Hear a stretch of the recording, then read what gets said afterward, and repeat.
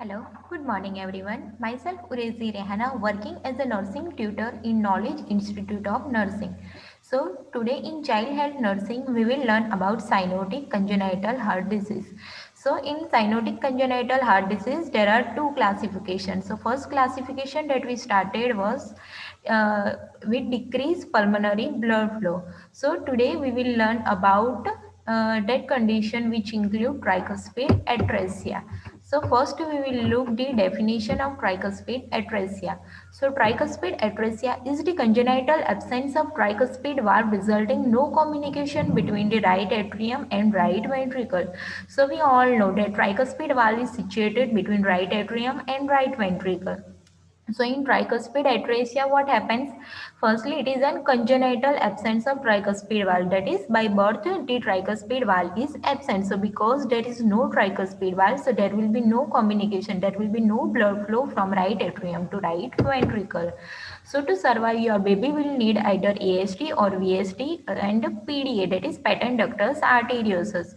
So if baby wants to survive, then the baby needs atrial septal defect and ventricular septal defect and patent ductus arteriosus. So the total systemic venous return enters the left heart by means of foramen oval or an ASD resulting cyanosis.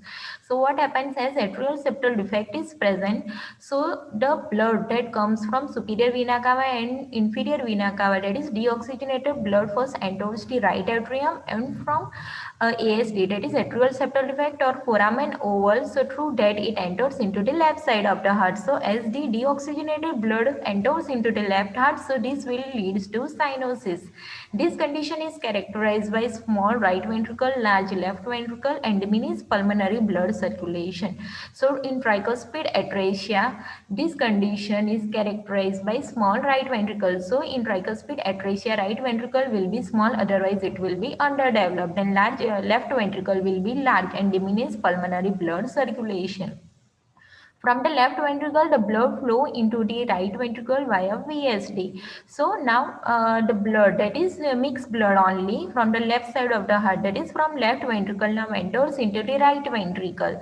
So how it will enter? It will enter through VSD, that is ventricular septal defect, that is an opening present between right ventricle and left ventricle.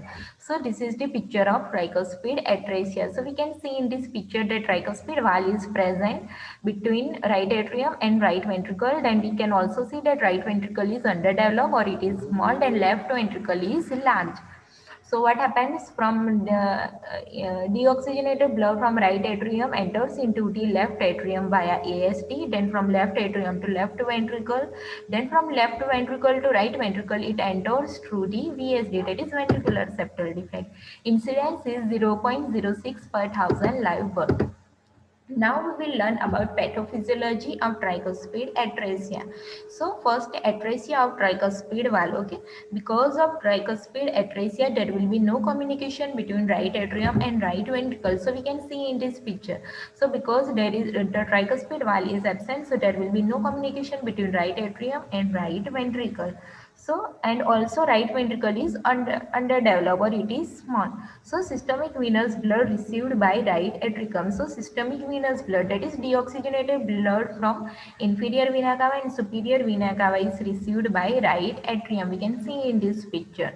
So all this deoxygenated blood enters into the right atrium. Now it enters the left atrium through PFO, that is patent foramen oval or ASD. So through atrial septal defect from right atrium blood enters into the left atrium. So here what happens, there is mixing of systemic and pulmonary blood. So now the blood from left atrium, that is mixed blood, will enter from left atrium to left ventricle. Now blood enters right ventricle through VSD. So from left ventricle the blood will enter into the right ventricle through VSD. Now from right ventricle blood enters pulmonary trunk. Okay, so from right ventricle as pulmonary artery originates, so this mixed blood now enters into the pulmonary trunk. So there will be increased pulmonary blood flow because blood also enters pulmonary trunk via PDA, that is patent ductus arteriosus, as we have seen previously only that in tricuspid atresia ASD, VSD and PDA are present. So The blood from patent ductus arteriosus also enters into the pulmonary artery, so there will be increased pulmonary blood flow. This results into left atrium and left ventricular hypertrophy, and at last this results into congestive heart failure.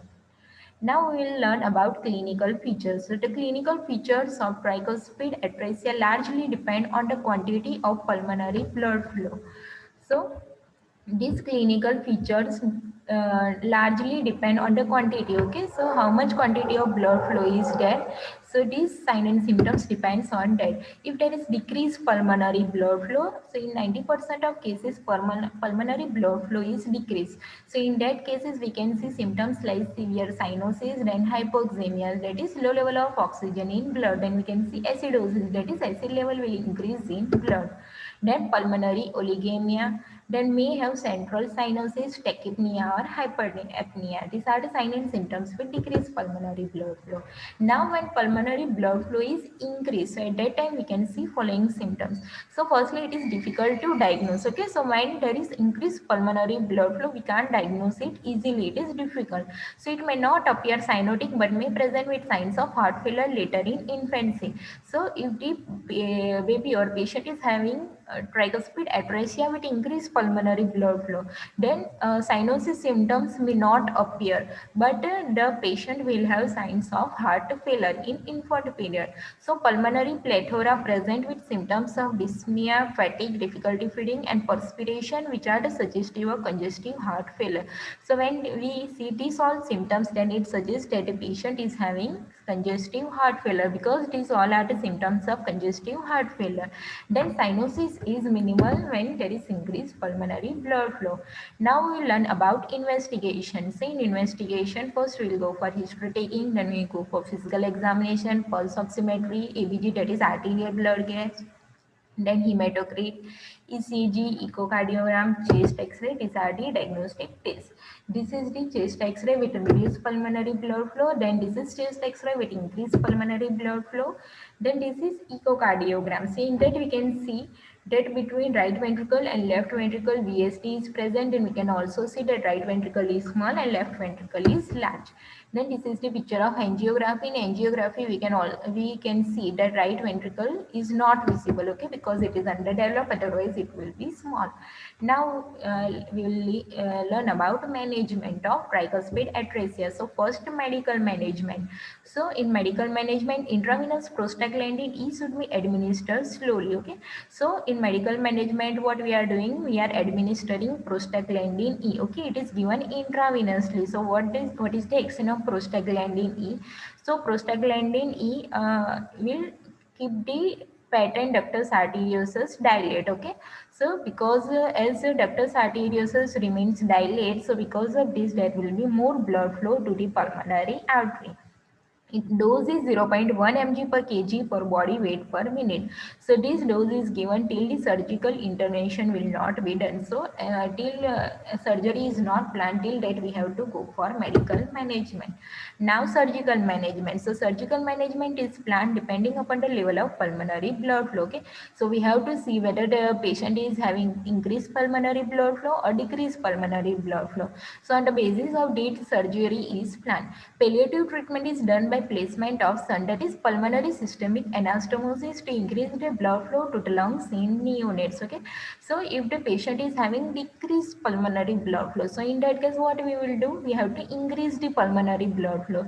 So we can increase this pulmonary blood flow by doing pulmonary systemic anastomosis. So this is the picture of systemic to pulmonary shunt. In that we procedures are, first is modified Blalock twisting.